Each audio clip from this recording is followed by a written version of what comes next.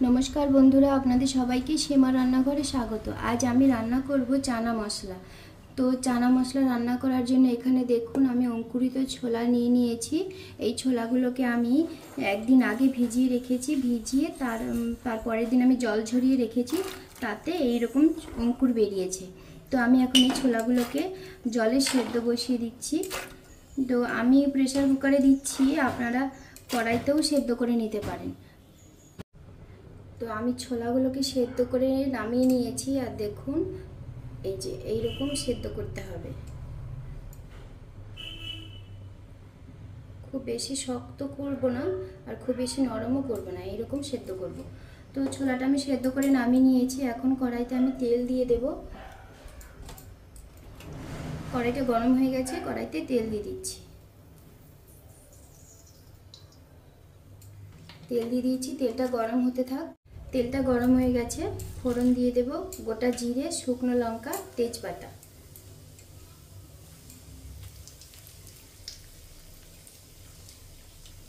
তো ফোড়নটা ভাজা হয়ে গেছে, এখন দিয়ে দেব আমি এই যে নারকেল কুচি। নারকেল কুচিটাকে আমি একটু নেড়ে চেড়ে লাল লাল করে ভেজে নেব।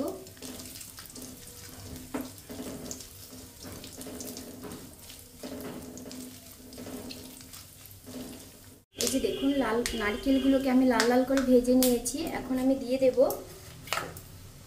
আলুগুলোকে। এই যে আলুগুলো আমি এইভাবে ছোট ছোট করে কেটে নিয়েছি। এখানে 250 গ্রাম আলু আছে আর 300 গ্রাম ছোলার জন্য আমি 250 গ্রাম আলু নিয়েছি। এই যে আলুটা দিয়ে আমি একটু নেড়ে চেড়ে নিয়েছি। এখন আমি দিয়ে দেব স্বাদ মতো নুন। এখানে আমি 1.5 চামচ নুন দিয়েছি।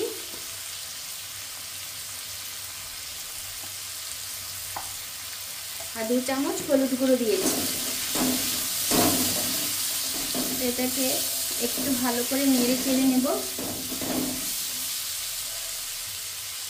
এখন দিয়ে দেবো আমি আদা বাটা। এখানে 1 ইঞ্চি আদাকে আমি বেটে নিয়েছি, সেই আদা বাটাটা দিয়ে দিয়েছি। এখন দিয়ে দেব আমি ক্যাপসিকাম কুচি।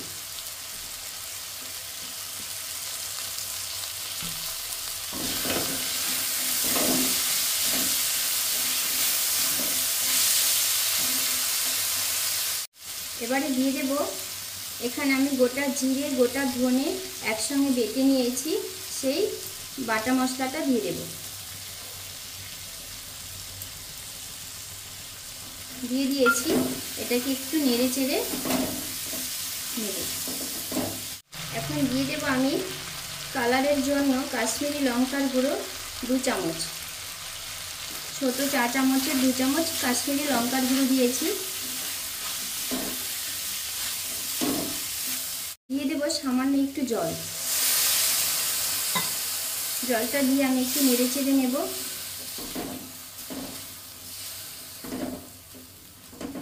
এখন আমি দিয়ে দেব টমেটো। এখানে আমি 2টো টমেটোকে এই ছোট করে পিস করে কেটে নিয়েছি।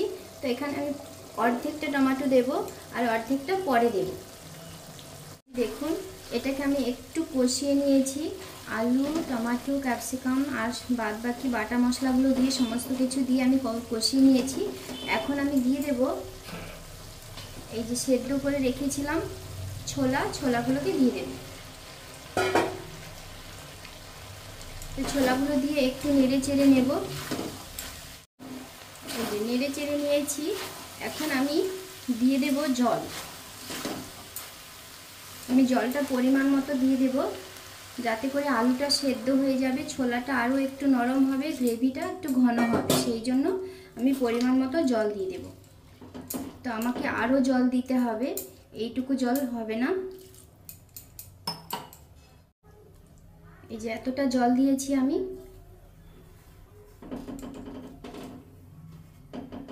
এখন এটাকে ঢাকা চাপা দিয়ে দেব।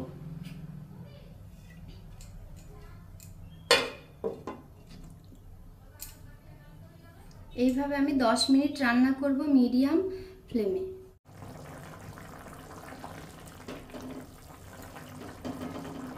5 মিনিট পরে আমি ঢাকনাটা তুলে একটু নেড়ে চেড়ে দিলাম।